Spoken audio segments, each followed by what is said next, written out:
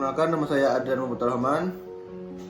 Saya dari kelas 2E Ilmu Pemerintahan dengan NIM 1052301442. Saya akan menjawab pertanyaan tugas UAS MK Islam dan Peradaban Melayu. Yang pertama, soalnya begitu dalamnya pengaruh Islam dalam kebudayaan Melayu sehingga banyak kalangan mengatakan bahwa Melayu identik dengan Islam. Berdasarkan pemahaman saudara, jelaskan bagaimana pengaruh Islam dalam kebudayaan Melayu. Pengaruh Islam dalam kebudayaan Melayu sangatlah signifikan dan dapat dilihat dari berbagai aspek kehidupan masyarakat Melayu. Yang pertama, agama dan tradisi.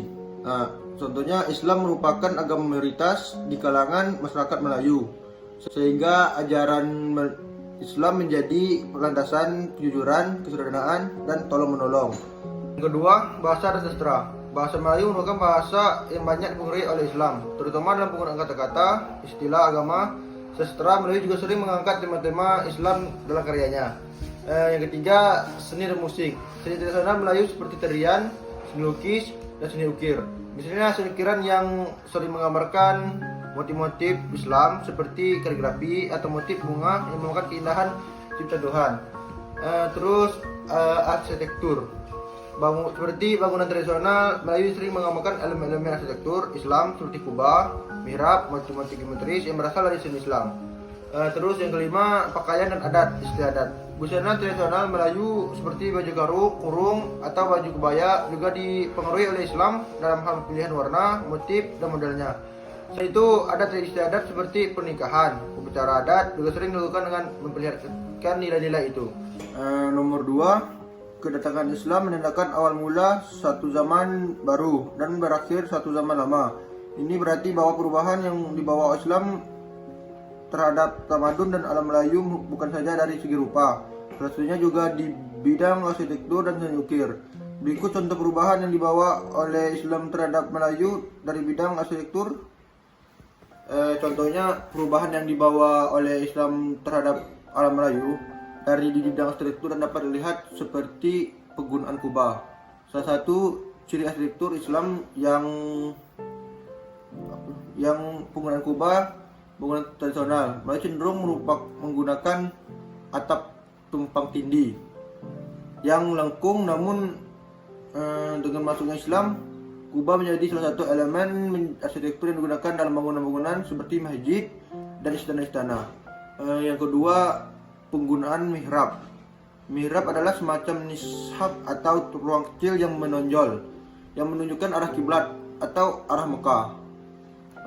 Penggunaan mihrab ini juga merupakan salah satu perubahan yang dibawa oleh Islam dalam arsitektur Melayu. Terus yang ketiga, motif geometris dan kaligrafi. Seni ukir dan hiasan perbangunan Melayu mulai dipengaruhi oleh motif geometris dan kaligrafi yang berasal dari seni Islam.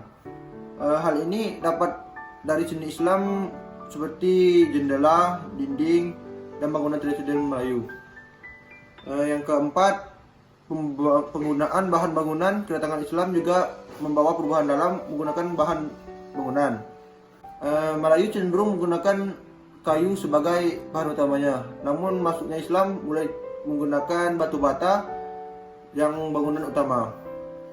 Terus saya akan menjelaskan nomor 3. Jelaskan maksud dari pepatah adat yang berbunyi adat bersendi syarak, syarak bersendi kitabullah. Yang ketiga, contohnya pepatah adat yang berbunyi atau adat bersendi syarak, syarak bersendi kitabullah memiliki makna bahwa adat istiadat tradisi yang dijalankan oleh masyarakat harus selaras dan sejalan dan hukum agama atau syarak. Di sisi lain juga haruslah sesuai dengan ajaran yang terdapat dalam kitab suci agama atau kitabullah. Dengan kata lain, pepatah ini menemukan pentingnya keselarasan antara adat istiadat dengan ajaran agama Islam. Jika adat istiadat tersebut bertentangan dengan hukum agama maka tersebut ditinggalkan. Begitu pula hukum agama juga konsisten dengan ajaran yang terdapat dalam kitab suci.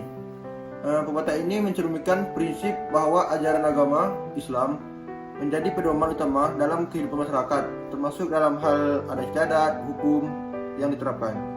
Dengan demikian, pepatah ini menekankan pentingnya keselarasan antara adat, hukum, agama, dan ajaran kitab suci agama sebagai kehidupan masyarakat. Terus yang keempat, saya akan menjawab pertanyaan keempat. Agama Islam pertama kali tiba di Myanmar pada tahun 1055. Berdasarkan pemahaman saudara, silakan saudara jelaskan bagaimana sejarah dan dinamika maksudnya Islam di negara Myanmar. Nomor 4. Maksudnya Islam di negara Myanmar, termasuknya Islam di Asia Tenggara, kebanyakan membawa oleh pedagang. Akan tetapi di Myanmar bukan cuma pedagang, Islam masuk Myanmar juga dibawa oleh imigran, juga dibawa oleh imigran dari India, yang mana imigrasi itu tersebut atas dasar pendudukan Inggris. Atas dasar pendudukan Inggris di India, kemudian pada tahun 1824 Inggris berhasil mendudukan Burma. Terus saya akan menunjukkan nomor 5. Sejarah masuknya Islam di Jambi tidaklah tunggal. Teori berasal dari Arab, teori Persia, dan teori India. Bahkan Hadratul Maut Yaman menjadi wacana tentang masuknya Islam di Jambi menjadi kaya. Bahkan tutur di tengah masyarakat juga menyebutkan Islam berasal dari Turki. Jelaskan bagaimana sejarah masuknya Islam di Jambi. Sejarah masuknya Islam di Jambi tidaklah tunggal.